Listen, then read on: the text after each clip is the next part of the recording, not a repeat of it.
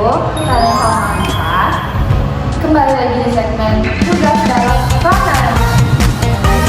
Nah, mungkin sebelum kita mulai podcastnya, kita mau perkenalan dulu kali ya, biar enggak kaku banget. Mungkin kalian juga penasaran siapa sih orang di samping aku ini? Boleh kali Kak? Oke, perkenalkan nama aku Hana Liliana. Aku berasal dari Garut. Sekarang kuliah di UIN Bandung atau Universitas Islam Negeri Sunan Gunung Jati Bandung. Angkatan 2023 di jurusan Hukum Ekonomi Syariah. Nah, kebetulan ini Rana itu adalah teman sekelas aku ya. Iya, jadi manfaatnya itu kita tuh se-universitas, fakultas, sejurusan, dan sekelas gitu ya guys. Oke, jadi mungkin kita karena kalian udah kenal sama anak ini, kita langsung aja kali ya ke materinya. Mungkin kita langsung aja kali ya ke perbincangan kita untuk siang kali ini, yaitu tentang hadis gaib. Nah, untuk permulaan pasti kalian bingung dong, apa sih itu hadis gaib itu? Nah, kita bakal tanya-tanya nih ke Hana. Mungkin dari pengertian dulu guys. Mungkin dari pengertian dulu boleh. Oke. Buat pengertian hadis gaib ini, mungkin aku akan lebih simpel aja ya. Jadi secara bahasa, hadis gaib ini adalah berarti al-munkarin, yaitu mimpi, atau al-ghaib al-qarib, yaitu jauh dari kita. Kemudian sedangkan dalam istilah, hadis gaib ini adalah hadis yang diriwayatkan oleh satu perawi saja. Jadi cuma sendirian. Oh gitu. Jadi perawinya itu cuma satu sendirian. Oh. Nah, biasanya dalam ilmu itu pasti ada bagian-bagian lagi ya. Nah, mungkin bisa dikasih tahu nih kita semua macam-macam dari hadis gaib ini apa sih? Nah, hadis gaib ini terbagi dua ya, yaitu hadis gaib mutlak sama hadis gaib hadis gaib mutlak dan hadis gaib nisbi. Oke.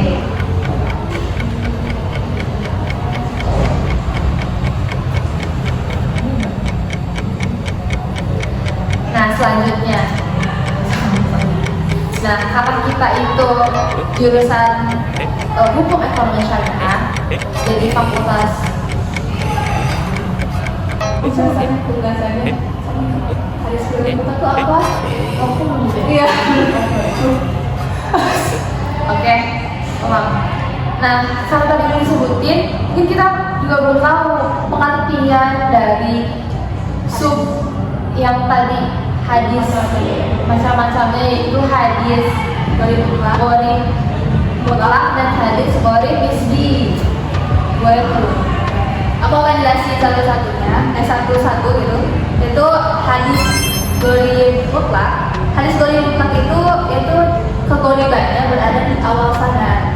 Nah, sedangkan kalau hadis gaib nisbi, kegaibannya berada di tengah-tengah. Jadi bedanya itu letak kegaibannya.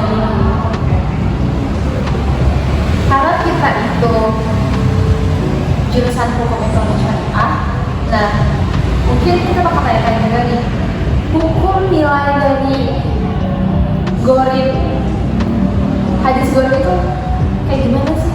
Nah, kalau buat hukumnya itu ada 5 ya, 5 nilai loh. Yang pertama tuh sahih. Nah, sahih itu adalah nilai yang lebih tinggi derajatnya, lebih kuat lah. Terus di bawahnya ada hasan, yang ketiga yaitu syad, yang keempat yaitu munkar, dan yang paling terakhir itu matruk. Gitu.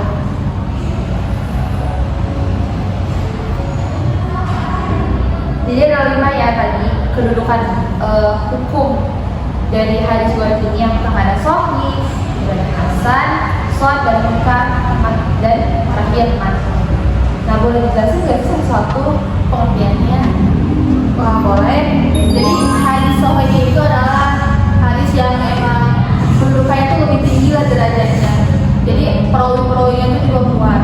Yang kedua itu hasan. Hasan itu tingkatannya lebih rendah dari sahih, tapi lebih kuat juga perawinya.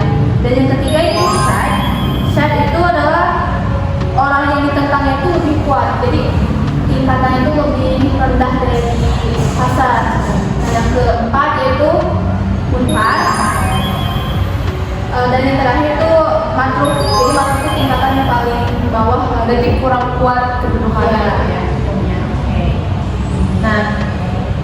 Dari tadi kita tahu tentang kematian, macam-macam, terus hukum juga,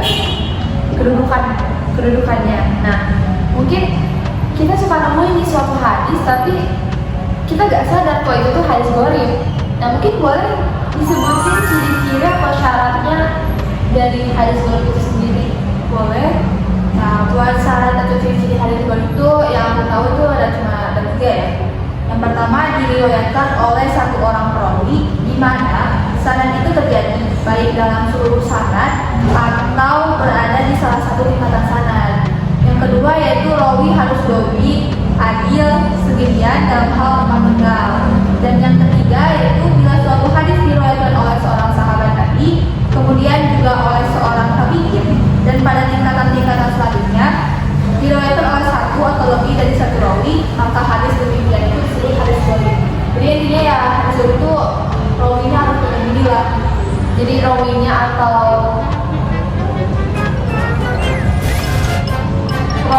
satu. Ya, rawinya tuh harus satu yang menyendiri gitu ya. Jadi dia tuh gak ada guru lagi langsung yang dia sama dia.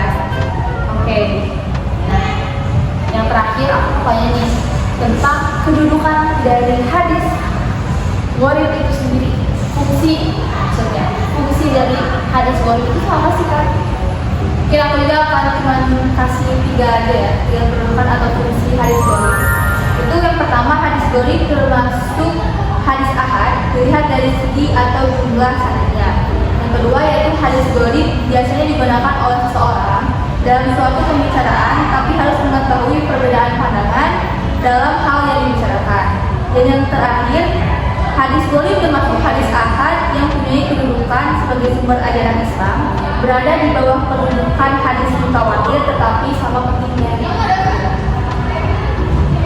Jadi itu podcast dari hadis gharib yang dibawakan sama Hana Widya ini, dan mungkin kita bisa tarik kesimpulan bahwa hadis gharib ini adalah suatu hadis yang diriwayatkan atau dirawikan oleh satu orang saja, atau satu rawi aja yang menyendiri gitu.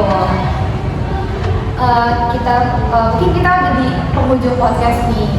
Alhamdulillah kita semua jadi tahu apa itu tentang artian hadis gharib, macam-macam gharib, mulai dari aspek tempat menyendirinya, segi letak kegharibannya, hukum nilai dari hadis gharib, syarat ciri-cirinya, dan kedudukan atau fungsinya dari hadis gharib itu sendiri. Nah, terima kasih buat kalian yang nonton. Jangan lupa like, subscribe, dan komen ya guys. Dadah, sekian dari kami. Wassalamualaikum.